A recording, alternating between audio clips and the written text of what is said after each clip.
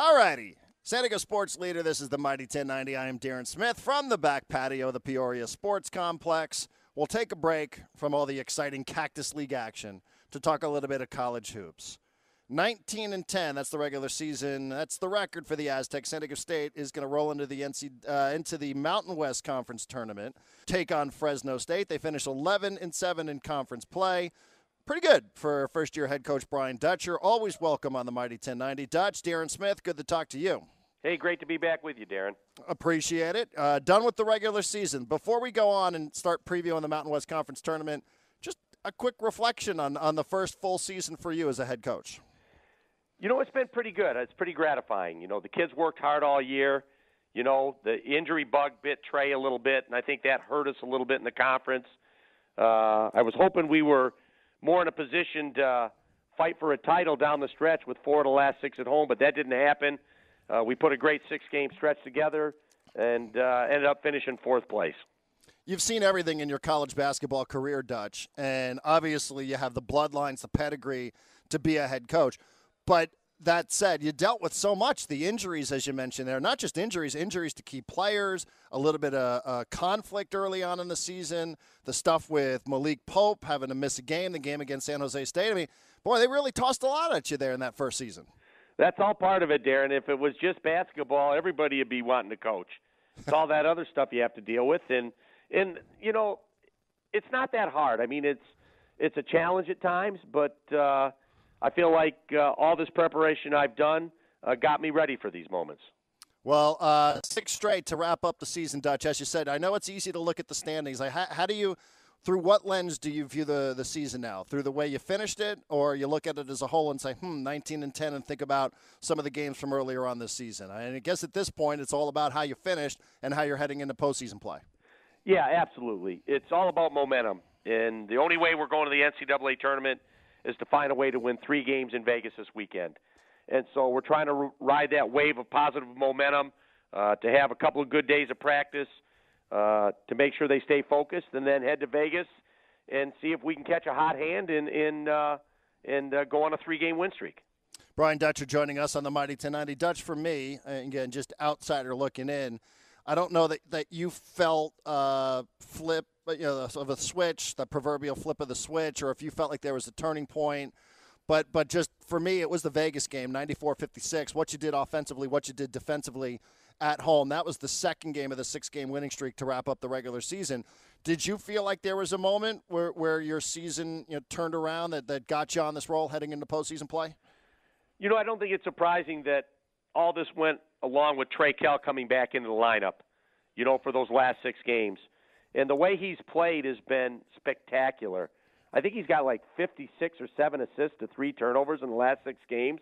And he's the guy, you put the ball in his hands, and he's getting everybody involved. He's finding people for easy baskets. And then at the end of some of these games, like Nevada, our last game, you put in his hands with 44 seconds to go, and he makes a big pull-up jump shot. And so to have your senior captain back on the floor for those 6 games has been immeasurable. That's it, huh? So it's just about I know it sounds like a big thing and an obvious thing, but just getting your best player back up, back in a rhythm, back in a routine from what you'd expect from a senior, from where he comes. That's really it for you. That's been a big, big part of it. Now, also defensively, we've gotten better. Right. We've used the 2 blowout losses on the road as a motivator to hold them a little bit more accountable. And we've gotten better defensively. I think the numbers show that. We're taking more charges. We're not blocking shots, but we're not afraid to slide in front of you to take a charge. Nolan Arain, Devin Watson, Matt Mitchell, even Malik has slid over. And we're making it hard to get to the basket. And just a simple play like that at the defensive end can change momentum, and we've made those plays. Brian Dutcher on the Mighty 1090. You talk about Kell being out. Even the game, and I brought this up on the air, Dutch, when Pope misses the San Jose State game. I know the way you coaches are wired. You can't sit around, feel sorry for yourself, and look at the glass as half empty. So what good comes out of missing Trey Kell? Did somebody step in, get some much-needed experience, especially for where you guys want to go? What good comes from some of the adversity that you guys faced on a player level, not on a coaching level, but on a player level? You just develop your bench. We've played the bench all year, but you go deeper. So we're going 10 deep and not afraid to do so. And so those guys that get those minutes, get those valuable minutes, they take advantage of it. They make the most of it. And so when Trey comes back, you've got guys that have been on the floor that have played important minutes in games and now are ready to help us down the stretch in the conference tournament. Right, and that's what it's all about, right? Because these games now, if you guys are going to get to where you want to get, then that's where this experience comes into play, right? For the having to play back-to-back nights, this is where you're going to need that experience and those minutes that they got. Absolutely, and it's everyone talks about 3 straight games, hopefully, but it's every game. We've been fresh these games because I think everybody will realize I'm going 4 guys off the bench, after that first time out. I'm playing 4 new bodies and maybe even at times 5 guys. And so fresh legs on the floor down the stretch of a season are important, and not to have the fear to put these guys in that they're going to cost me a lead. Most of the time I bring them in, they build the lead. You believe in momentum? The regular season, it's, there's 2 sides to that coin, right? Because a lot of people will say, well, the regular season doesn't matter now. But then again, you want the regular season to matter because of the way you finished it. So how do you juggle those two schools of thought about what the regular season does or doesn't represent?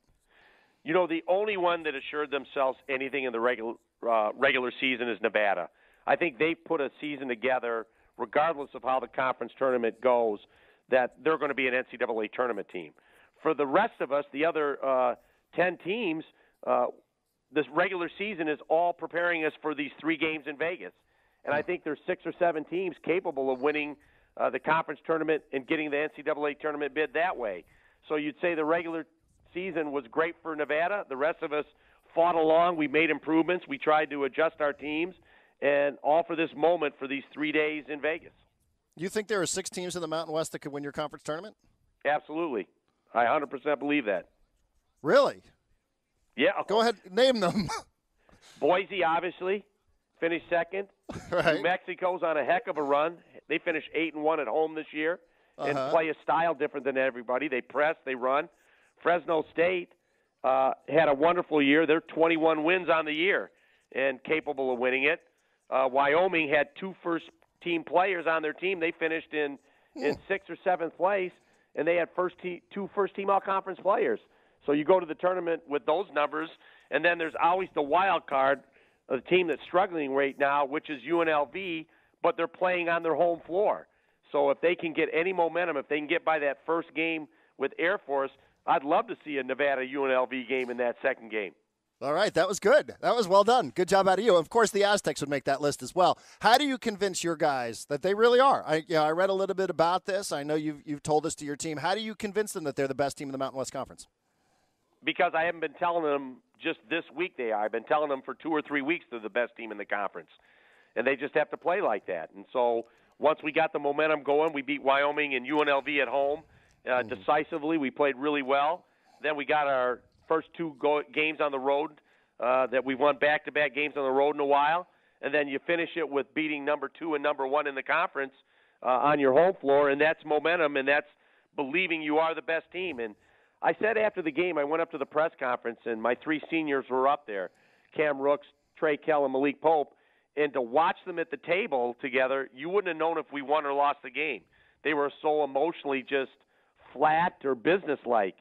So I like that. I like the fact that they thought they were supposed to beat Vegas. It wasn't they were giddish and excited that they did. They felt they were better than, Nevada. And felt they were better than them, and they just thought it was another game. And so I like that businesslike approach, and I think we'll have that going into the conference tournament. Brian Dutcher on the Mighty 1090. You get Fresno out of the chute here. I guess the good news is you avoid the play-in. I don't know if there's a bad news scenario here, but it is Fresno, which has beaten you 3 straight, which people will remember, Aztec fans will remember. They knocked you out of the Mountain West Conference Tournament a couple of seasons back. Some of your guys played in that game, so I'm sure they remember that. I know that team's a bit different, but the challenge of playing Fresno State, a team that's handled its business against you guys during the regular season. Yeah, it's going to be a great motivator. Sometimes the team just has your number for whatever reason, the way the match is up, the way the 2 teams play, and that's what's happened with Fresno over the last couple of years. They've seemed to add our number. So we have to, as coaches, make whatever necessary adjustments we need to make over the next 3 days to put a better game plan together to do things just differently enough where it makes a difference in the game. And so we're hard at work watching all those games. They've obviously lost a player. They've lost the starting guard in Hopkins to a foot injury. We've added Trey Kell back from the last time we met, so maybe that will make a difference. So we're putting everything into this game. We're not looking to maybe a semifinal game with Nevada. We're all focused on Fresno right now. Everybody? So nobody's advanced scouting Nevada? Really no need, Darren, because we just played them the last game of the regular season. So a lot's not going to change by the time we play them again, hopefully, on Friday night. But we're all focused on Fresno. If we get to Nevada, we'll deal with that when we get there. By the way, I know you said you're focused one game at a time, and I hear you. But 2:30, 6 p.m., 3 o'clock, that would be the route. That's not too shabby when you put it down on a piece of paper and pen, right? I mean, that's not too bad of a schedule. I've seen worse schedules in some of these conference tournaments. No, that's ideal. That's a lot better than playing the 9 o'clock evening game and then coming back the next afternoon. You know, it's set up pretty good. I like being in that afternoon bracket and then playing on from there. So everything's set up. We just have to come up with the game plan that'll work and get the kids ready to go. So during the game, I was watching on television, Dutch. I just have to ask, I know you're probably hyper-focused on what's happening out there on the court. Eric Musselman, who we've known forever, who's been a guest on the show who knows how many times. I know you probably have known him for a long time as well. Man, he was really into that game. I mean, just running up and down and really active and emotional. When you're a coach on the other side, you're always so calm and cool. I don't even think you picked up a technical this whole year, did you? No, I haven't had a technical since I was an assistant coach. So, over the season. Yeah. So no technicals. Is it distracting though when you look and see somebody like Musselman who's over there and who's all over the place in the game? Not really. I mean, you have to coach to your personality, and that's Muss. You know, he's fiery, he's energetic. You know, he's got the most out of his team doing that, and so you coach to your personality, you coach to your strengths. And I thought Eric was the way I've seen him all year on the sideline. He's animated, he's into the game, and his kids respond well to him. Who was the most animated coach? I was trying to think, like all the years that you've been there. You know, you've been there with Musselman, who's the most recent one. Larry Eustace comes to mind. Gene Katie, Bob Knight. Like whose attention couldn't help but pay attention to during the games themselves? Oh, dating back way back when, it'd be Bob Knight. You know, he was a fiery guy. He was on the refs hard, and even in our conference years here, you would say Steve McLean, when he was at Wyoming, he was pretty animated up and down the sidelines. You know, we've had a lot of great coaches we've gone against, and it's a tough business, and so you pick and choose your moments when you're going to get on the refs, when you're going to get up and down that sideline, and we've had a lot of great coaches in this league. Do you get a bonus for not getting a technical this season? Well, I don't think so. I'm going to have to look back at my contract.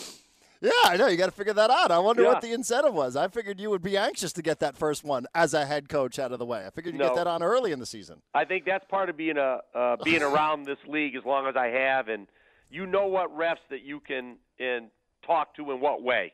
You know, some of the guys, even if they make a horrific call, you don't say anything to them because you know some of them are on a short fuse. You know, some of the guys that want to talk, that may not want to be yelled at, but will come to the sideline and tell you that they think they made a mistake, but, hey, we got to keep playing on. And so I appreciate all the officials we have in the league, and they're all like any person in this world. They're all wired differently. They all handle stress differently, and I think they all do a really good job in a really tough game to officiate. By the way, last thing before we let you go, I noticed you're taking a page out of Fisher's book already. You're delegating the halftime interview to the assistant coaches. What's that all about? Hey, just getting ready for the next job. Justin Hudson's a head coach in the making. He's ready to be one, and so let him get a little airtime at halftime. That's what it is, huh? That's what I'm saying. You know, that's what coach let me do it. I was an assistant coach and did it, and so I thought, why not let Justin get out in front of the camera and show everybody how impressive he is? And he's Are you done sure a great you just job don't want that. to do it? You sure you're just not like, gosh, thank gosh I don't have to do that anymore? No, come on. Those 30 seconds, I'd do it. But like I said, Coach Fisher, I was grateful for him putting me out there in front of the camera, and I think it's just great for Justin to have the same chances I had to get out in front of the camera and show everybody how impressive he is from an X and O standpoint and as a person. All right, well, maybe he should start doing weekly interviews on radio shows around the city. I mean, after all, it worked well for you. So. Well, it worked well on your show. Right. Well, that's a very good point, and a point that we will end on. Dutch, good luck coming up. Fresno State, 2:30 p.m. Good luck to the Aztecs in the Mountain West Conference Tournament. Thank you very much for the time, as always. Thanks, Darren. I appreciate it.